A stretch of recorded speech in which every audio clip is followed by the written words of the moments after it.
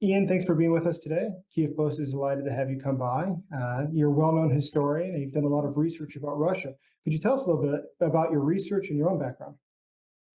Absolutely. So my research combines approaches from history, political science, and literature and culture, literary and cultural studies, because I think all of these things work really well together. Because what really motivates me is understanding how war is important to constructing identity, to constructing the kind of myths and stories that nations use to guide themselves within Russia. So, of course, in Russia, we're looking at way back hundreds of years, war is the common thread that draws Russia together, thinking about, even the 19th century, 1812, Tolstoy.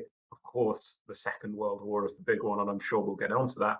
But even today in Ukraine, I would love to see people using similar methods to my methods, and I would love to talk to anyone who would like to do so, to think about how Ukraine is forming a national identity and forming a really strong myth and story of itself over the last 8 months and hopefully into the future. It's fantastic. So I know in your first book, Stalingrad Lives, Stories of Combat and Survival, the battle, which cost nearly 1.2 million lives, is often cited as a turning point in the war, and that it prevented the Germans from taking over Soviet Russia. And your book argues, and I quote, tragedy was written as triumph, and that the loss and destruction of unimaginable scale, Soviet readers and writers embraced the story of martyred Stalingrad, embedding it into the Russian psyche for decades to come. Why is that, and how do you see that playing out in modern day Russia? Well, the story in Stalingrad Lives, it really is quite extraordinary what happened there and the way that this myth of Stalingrad was born.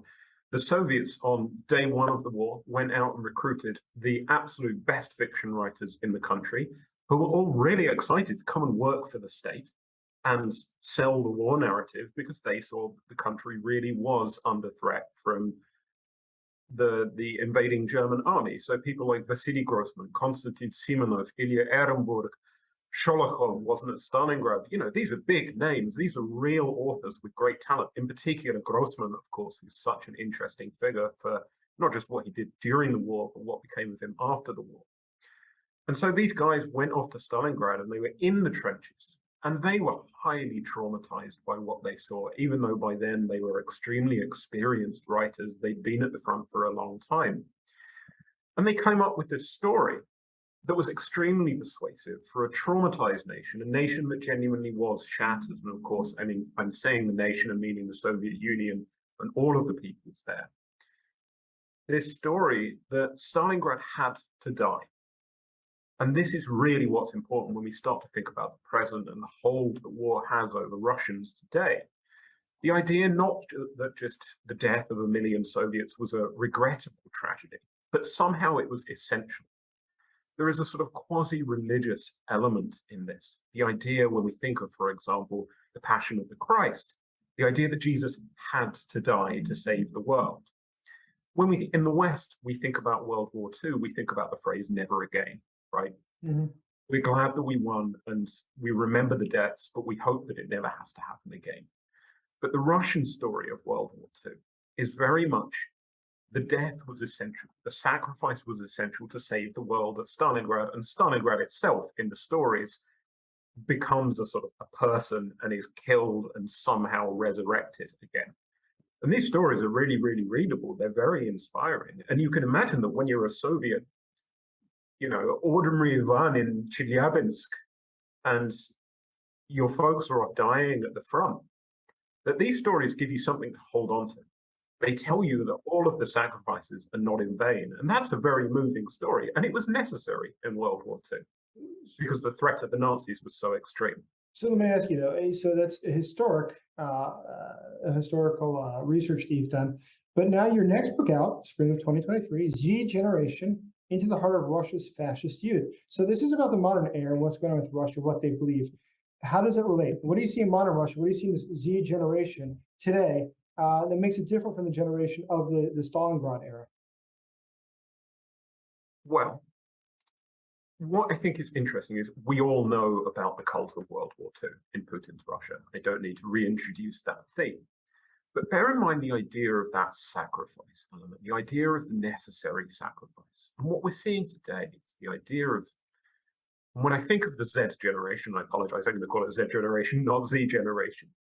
I'm thinking of kids who are maybe under the age of 18, who don't remember a Russia, certainly a Russia before Putin, who don't remember a Russia of differing possibilities, let's say, in the early to mid 2000s when Russia might have become something different.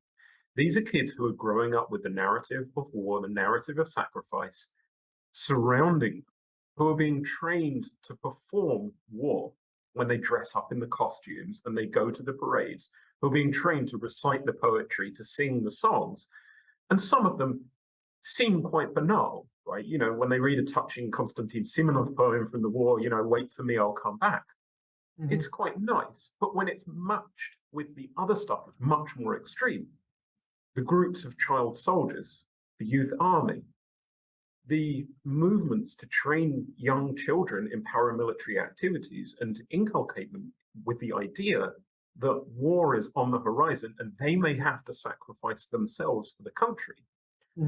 Looking at a generation in particular, as now Putin is trying to cut off information from the outside, who may struggle to conceive, and I think this is a worst case scenario, but it's worth outlining that worst case scenario, a generation that may struggle to conceive of an identity for themselves that is not Russian and sacrificial, Russian and warlike. So what's in the mind of Putin, right? Tell me what do you think his ideology is? What is it that drives him? What is it? I mean, as you know, the Nazis had the occult, which they're very big into, and it's hard to believe that senior leaders really believe something that's so wacky. But they do, and it's what motivates them. It drives them to war. What do you think goes through the minds of the leadership of the Kremlin? So I think in the West generally we've been underplaying the extent to which the Russian leadership really is committed to an ideology. Now, it's an ideology that is, as you point out, highly irrational. It does not make sense. The idea that the more death you have, the greater the sacrifice, the greater the eventual return, is completely illogical. However, it is clear that enough people believe this in Russia that they are willing to see the benefits of a war that is currently clearly a losing war, because they think in mythical terms. Right? This is, and I've mentioned the words, I think I've used the words cult, I've used the words quasi-religious, right? When we look at some of the more extreme movements in, for example, the States, we can accept that they're cult-like and religious and people really believe the things that they're saying. So why should it not be true in Russia too? We look for logic where maybe there is no logic. And I will be very, very happy to be proved wrong, right? But we need to be aware of these possibilities.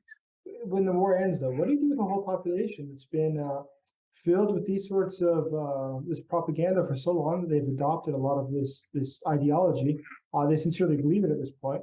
How do you denazify or debathify the psyche of these people so they reject this ideology, which is so violent and dangerous? It's going to be extremely difficult. And you need only look at the denazification process in post-war Germany to understand how difficult it is. And I think even today, historians are really struggling to, or striving to understand the flaws in that denazification process. But I think there is hope. There is hope in understanding the ways in which we've managed to de-radicalize Islamic fundamentalists, in particular in the last 20 years. However, the difficult thing is going to be that, you know, let's say that Putin's regime collapses tomorrow spectacularly, Russia falls apart, right? And people are talking about splitting Russia apart and getting rid of the country itself. Well, maybe that happens. But the real difference in the way that the ideology spreads today versus 60 years ago, 70 years ago, is that it is not attached to any one institution. It exists in social media groups. It exists in TikTok videos. It exists in threads and trends and bubbles where it can constantly, consistently spread. And this is, I think, one of the reasons it's been so insidious in Russia. Even if you don't believe it, even if you consider yourself a sort of a neutral person, you're still getting flashes of it. When you load up your VK page, your uncle, your brother, your cousin will still have liked or shared a post that is extremely, let's say, out there. And so you pick up on it. It becomes part of your world, and it becomes normalized to hear that material. So I think it's going to be up to us in the West and in Ukraine too. And I understand that right now we can't ask Ukrainians to go and spend their valuable resources doing this. But if we think of the long term, think of that generation of children who are being indoctrinated into war, how can we intervene? Well, we can intervene in social media networks. We can show positive examples of what it means to be Russian and peaceful. You could be orthodox and go out and work in the community rather than orthodox and warlike, for example. Right. There are many, many ways that we can do this, but we have to take it seriously. And you know what? It's going to be cheap. This is going to be a bargain compared to fighting a hot war with all of the economic fallout, let alone the loss of human lives that goes with that. Absolutely. Ian, thank you so much for your time. We appreciate it. Thank you very much.